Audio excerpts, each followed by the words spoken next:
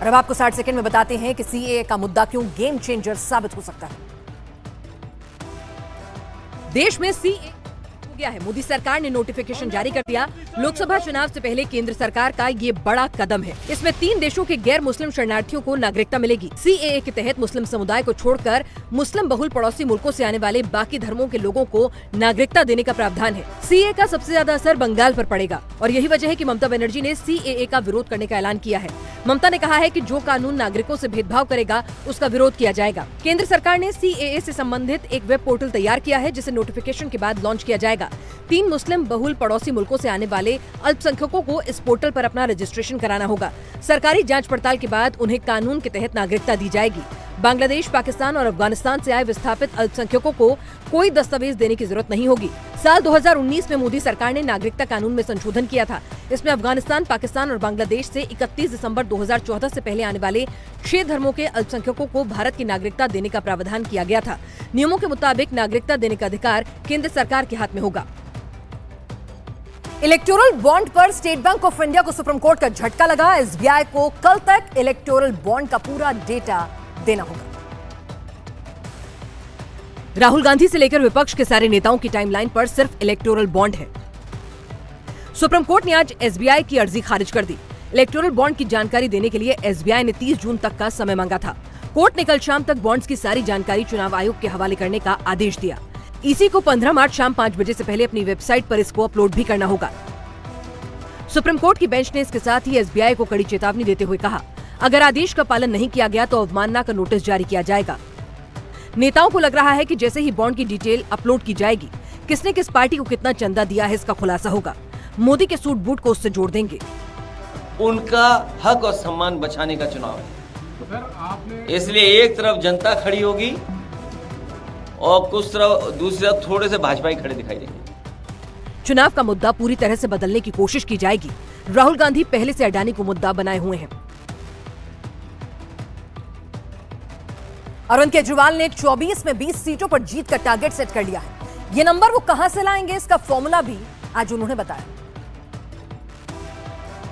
MP तो किसी भी मंत्री के कमरे में जा सकता है, तो अगर आपने 13 एमपी आम आदमी पार्टी के जिता दिए, ये 13 के 13 इनकी नाक में दम कर देंगे।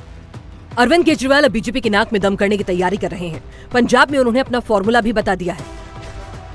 24 में केजरीवाल ने 20 सीटों का टारगेट सेट किया है।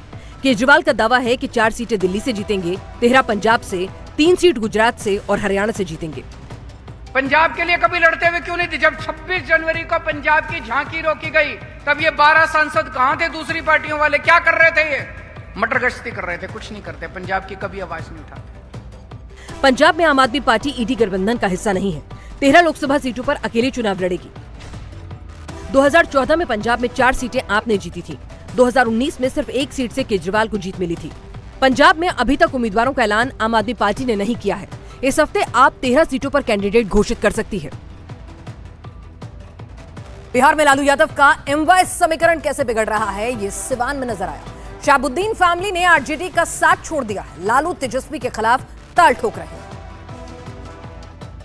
कोई बात नहीं है, आरजेडी से हमारी पहले भी कोई नाराजगी नहीं थी, आज भी नहीं है। हम नहीं हैं आरजेडी में और हम लोग ऐसी निर्दलीय की तैयारी कर रहे हैं। इस लाइन के साथ ही आरजेडी का यादव प्लस मुस्लिम चुनावी समीकरण बदलने लगा। लालू तेजस्वी को शहाबुद्दीन फैमिली से तगड़ा झटका लगा है। शहाबुद्दीन की पत्नी हिना शहाब ने निर्दलीय चुनाव लड़ने का ऐलान कर दिया है। सिवान से हिना या उनका बेटा उसामा निर्दलीय मैदान में उतरने वाले हैं। सिवान लोकसभा इलाके में 17.3% मुस्लिम आबादी है। अगर शहाबुद्दीन का परिवार निर्दलीय मैदान में उतरा तो आरजेडी का मुस्लिम वोट बढ़ जाएगा।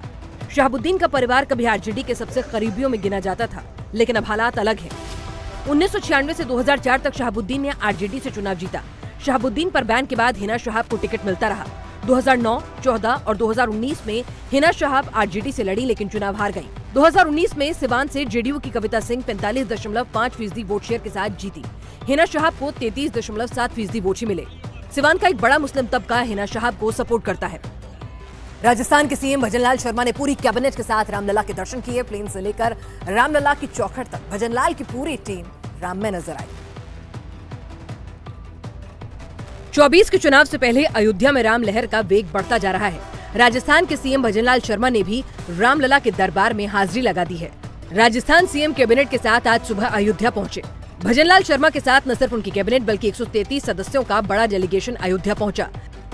500 सालों से रामलला टेंट में विराजमान थे। 22 जनवरी को एक भव्य और दिव्य मंदिर में विराजमान हुए। सीएम भजनलाल शर्मा के साथ 23 मंत्री, 8 सांसद, 61 विधायक अयोध्या पहुंचे। चार्टर्ड प्लेन से पूरी टीम अयोध्या पहुंची। प्लेन में भजन कीर्तन होता रहा। एयरपोर्ट से उतरकर सभी लोग सीधे राम मंदिर पहुंचे। अयोध्या में राम भक्तों की भीड़ कम होने का नाम नहीं ले रही। टीएमसी नेता शत्रुघ्न सिन्हा ने कम भक्तों के आने का जो खोखला दावा किया था, उसकी पोल ये भीड़ रोज खोलती है।